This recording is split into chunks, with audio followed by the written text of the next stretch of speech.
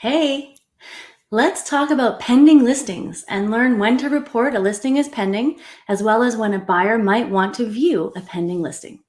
Just so we're all on the same page, a listing is considered pending or conditionally sold when there's an accepted offer on the property, but there are still conditions in place.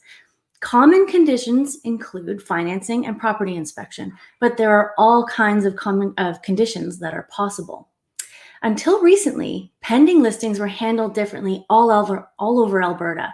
But on June 30th, a new rule required that all Alberta realtors report their listings as pending in the MLS system database unless the sellers complete a form instructing their agent not to report the pending sale. So, should a seller report their property pending? In almost every case, the answer is no, and here is why. The rule change also brought about a major change to the way listings are advertised in Alberta.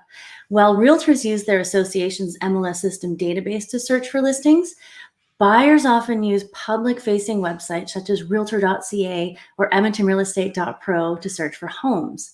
Before this rule came into place, pending listings were displayed on thousands of public-facing sites, but now they're not. So reporting the sale as pending effectively takes your home off the market since it's removed from these property search sites. There are two common situations where I would recommend reporting your listing as pending. The first is if you have a backup offer, and the second is if you don't want to allow showings while you're pending.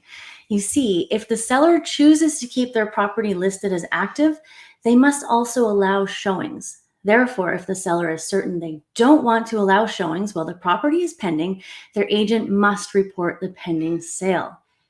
So, if a listing can remain active even though it's pending, does the seller's agent have to disclose the pending sale when asked?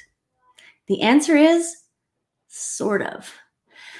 The seller can instruct their agent to disclose only if they're asked, or when a showing was requested, or in the private remarks on the board's MLS system, or not at all. The interesting thing is, as real estate agents, we are legally obligated to be truthful.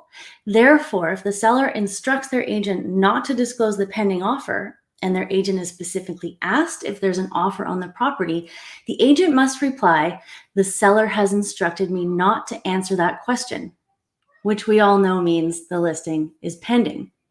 So if you really want to know if a property is pending, the key is asking the right question. For example, if asking the listing is available is not the same thing as asking if there's an offer on the property, because the listing agent could respond yes, even if the home is pending, since it's available for showings.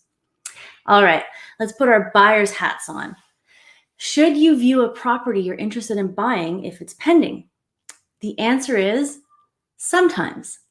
Currently, we have a higher than number of deals falling apart. So viewing pending listings could be to your benefit if a deal on a property collapses, because you could be in a position to move on it before other interested parties. Otherwise, you might have to get in the queue of buyers that want to see the property while someone else is already writing an offer. You may even decide to write a backup offer while the property is still pending, essentially blocking other interested parties from competing with you if it comes back on the market. However, it is very disappointing to go through the process of negotiating an offer only to lose out because the first buyers removed their conditions. Your backup offer may even motivate them to remove their conditions. So only you can decide if you want to view homes with pending offers. If you don't want to view pending listings, all you have to do is inform your agent. Most buyers' agents will let you know that a listing is pending before they show you the home anyway, so you'll have the chance to decide whether or not you want to see it. What you shouldn't do is ask agents if the property is available, since a pending property may be available for showings. The best person to talk to about pending properties and other aspects of buying and selling real estate is your real estate agent. Isn't it amazing how one small rule can impact so many aspects of buying and selling real estate? And let me tell you, there are a lot of rules to follow from all sorts of organizations when it comes to real estate. A trusted advisor can help you navigate the ins and outs of buying and selling, and we'd love to help you love where you live.